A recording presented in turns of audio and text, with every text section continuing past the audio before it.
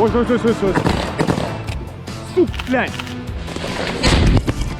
Вони прогресують в плані модифікації своїх дронів. Я не знаю, чи я стану хорошим пілотом, але я хочу спробувати пройти цей шлях. 20, 30, 40, там летить все, що тільки можна. Ми показали великий результат, всі цифри говорять за себе.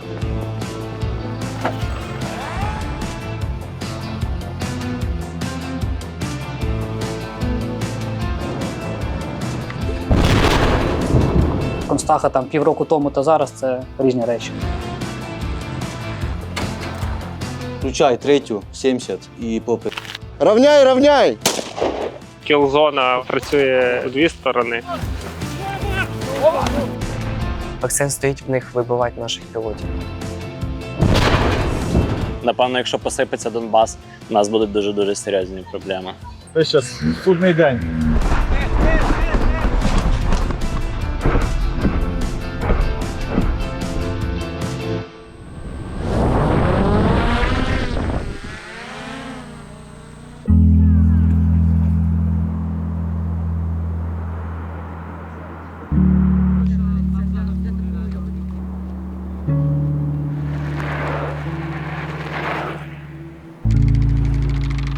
Коли я знімав піхоту, заношу на одну позицію воду, і все, що крім стежки, заміноване. І ми доходимо до позиції, заносимо воду, скидаємо, там може метрів 150. І чуваки, не дуже хочуть там довго затримуватися, як бути поціленим стрілецькою зброєю. І тоді я там біжу в броні, в екіпіруванні, я відчуваю, що треба більше бігати в житті. Саша згадує випадок, який трапився в районі Бахмута ще у 23-му році. Він військовий журналіст і знімав тоді на передових позиціях прикордонників.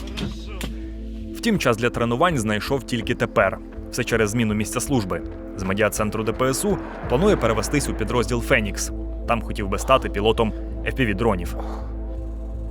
Крім того, що треба просто пройти якось не по такій класній доріжці, по якій ми зараз бігли, а можливо по посадці, де в тебе буде впиратися твоє спорядження, купича гілок, де треба буде падати в ями, підніматися з ям, йти нагору, спускатися з гори. Тобі ще треба при цьому всьому буде нести ящик із якимось спорядженням, з антенами, з батареями. Чекай. Оп, є. Ламається. Витривалість в будь-якому випадку не завадить в житті.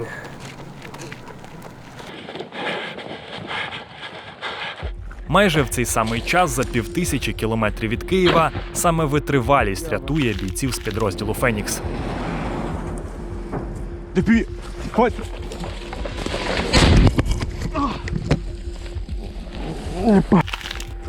Всі цілі? Тоді вже виходили на околицях населеного пункту Константинівка. Почули позаду звук саме дрона. Я дав команду, щоб ми розбігалися. Ми розбіглися, заземлилися, і він відпрацював. Спина. Залетів осколок один. Не сильно. Що? Тоже. Одразу дав команду на те, щоб люди себе оглядали.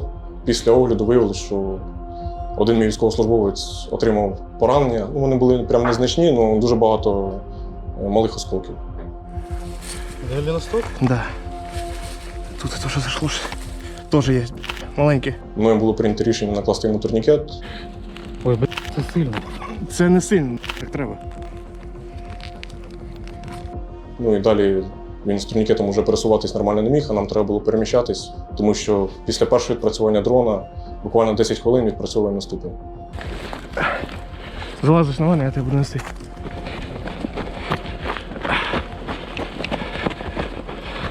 І дійшли до машини, погрузилися і нормально виїхали. Потім передали його до евакуаційної групи, і він поїхав в стабілізаційний центр. Поїхали! Офіцер з позивним «Лавр» часто працює на передовій. Серед його обов'язків – пошук та облаштування позицій, з яких потім літатиме розвідка «Фенікса». Минулий рік, за його спостереженнями, став переломним. Кількість ворожих дронів в повітрі різко виросла, що відчутно ускладнило будь-яке пересування в районі бойових дій. Ось. Ось.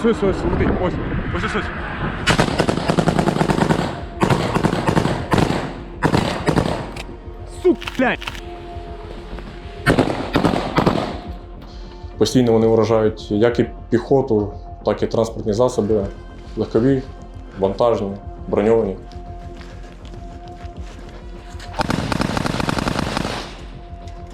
Зараз кожен вихід ти готуєш себе і своїх людей на те, що може статися будь-що. Зустрічаються як і звичайні дрони на радіозв'язку, так і дрони на оптоволокні, ждуни, ударні крила. Вони прогресують в плані модифікації своїх дронів для того, щоб він міг стояти довше, міг залітати далі і міг стояти як і вдень, так і вночі. Все, закриш цю. За таких умов автомобілі залишаються далі від фронту, а покладатись доводиться виключно на власні сили. В пішому порядку можна не йти по відкритках, можна йти по якихось посадках, якісь прокладати маршрути для того, щоб забезпечити особовий склад, щоб у разі виявлення дрона вони могли розбитися в різні сторони і убезпечити себе.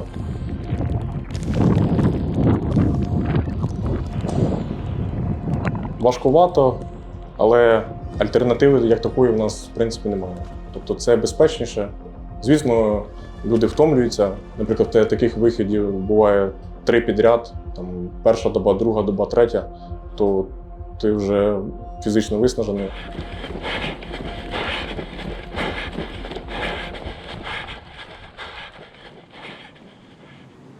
Тренування на сьогодні майже завершене, як і переведення до нового підрозділу. Сашу повідомили, що вже за кілька днів він мусить приїхати на Донбас. Саме там триватиме його підготовка. Що, який план на останні дні? Так, Коли пришильна тусовка? Оце. зараз. Зараз підемо за ще одним лимонадом. Так а чого ти взагалі оце все затіяв? Якось хочеться, знаєш, Когось убити. сюди. Це вже як вийде. Польоти на симуляторі – ще одна частина домашньої роботи, яку майбутній пілот мусить виконати до початку повноцінної підготовки. Зараз там є труби лежать. Колись знімали одного хлопця, у якого вийшло на практиці відтворити цей рух. Там був росіянин в трубі всередині. Ну, та ні. Залетіть я залетів, вилетіть не зміг. Я відношу себе до категорії, кому треба багато впахувати. У мене немає природнього таланту ні до чого, як показує життєвий досвід. І я думаю, що це моє, але ще дуже багато роботи для того, щоб я себе прям впевнено відчував.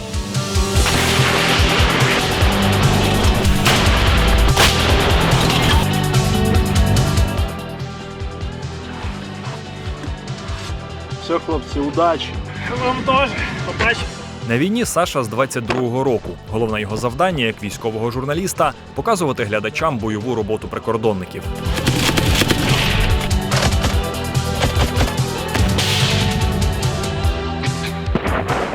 І сьогодні мені одна така зйомка снилася, до речі. Мені снилася Федорівка, це село біля Соледара.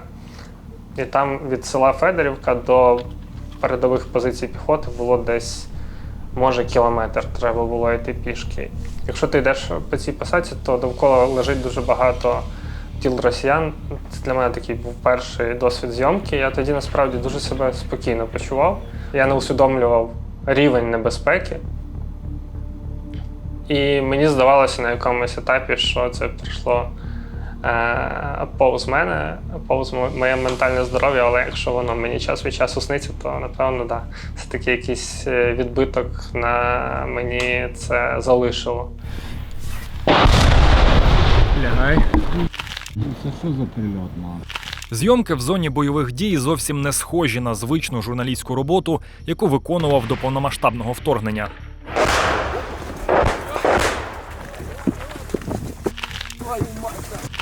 Мінометників знімав. Прилетіло 3 поспіль снаряди там з інтервалом в секунду-дві. Я досі не розумію, що це за таке озброєння було.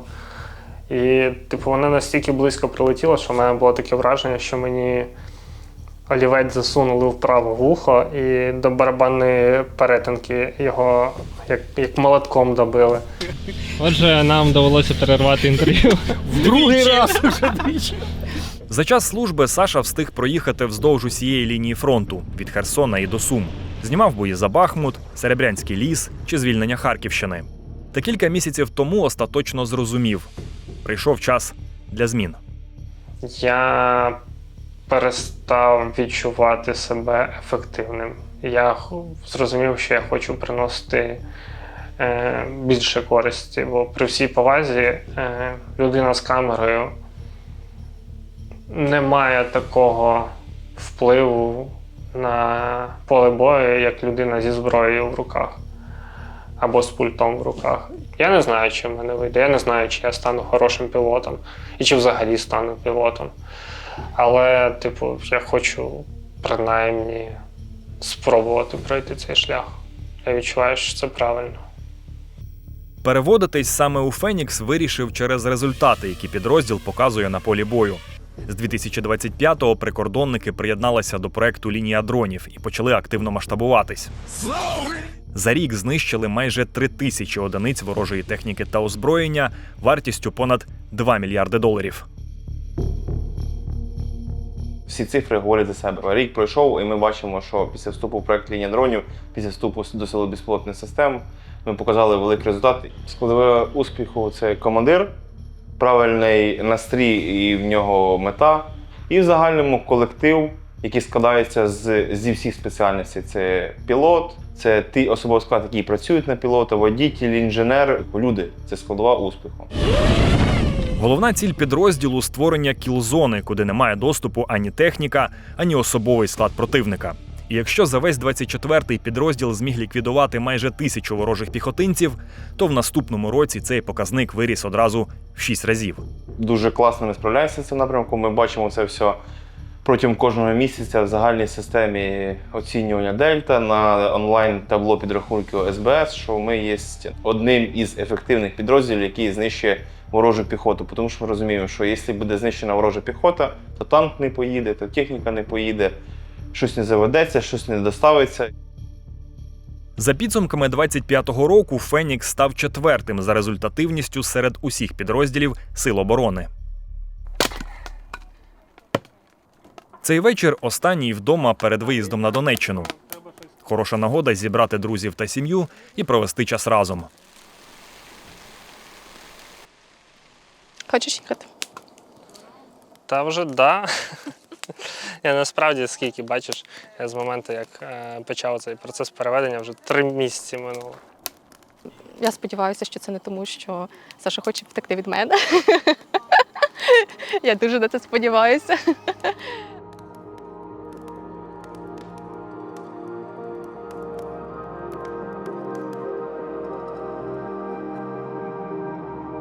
Ну, я тепер не знаю, коли приїду, чесно. Це якийсь час будуть навчання, потім треба, напевно, ще трошки повоювати. Потім, може, мені дадуть відпустку. Треба, щоб вони потім вирізали цей нервовий сміх. Через кілька днів пара мала б святкувати першу річницю весілля. Та цього разу провести її доведеться порізно. Да, мені буде дуже скучати. Да, це, мені набагато важче не через те, що я їду, що це зовсім інша служба буде для мене. Мені набагато важче, що будемо далеко з вами. Це буде непросто, я думаю. Це найважче буде для мене. Коли ця історія має невизначений термін, для мене це дуже складно. І я просто не знаю, як багато сімей, які чекають на своїх захисників і захисниць, переживають цей період. Що, все буде добре. Я дуже сподіваюся на це.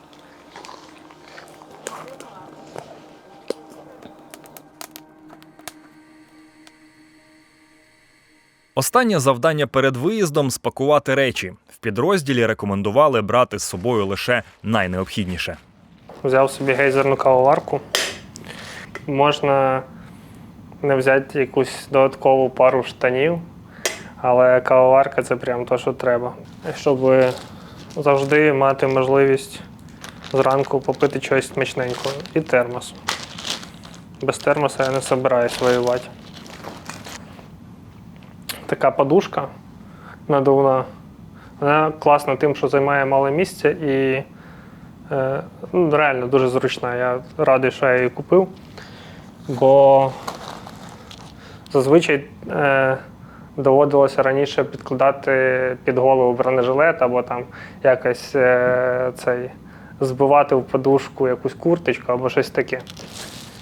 Звісно, може треба буде ще один рюкзак взяти, я вже так бачу, що місця стає все менше і менше. Коротше, я не дуже охайна людина. Це моя дружина, в неї все по полочках, і вона дуже охайно вміє складати речі, я ні. У мене мій основний метод пакування валізи – це засунути ногу в неї і утрамбувати. А це, це більше про мене.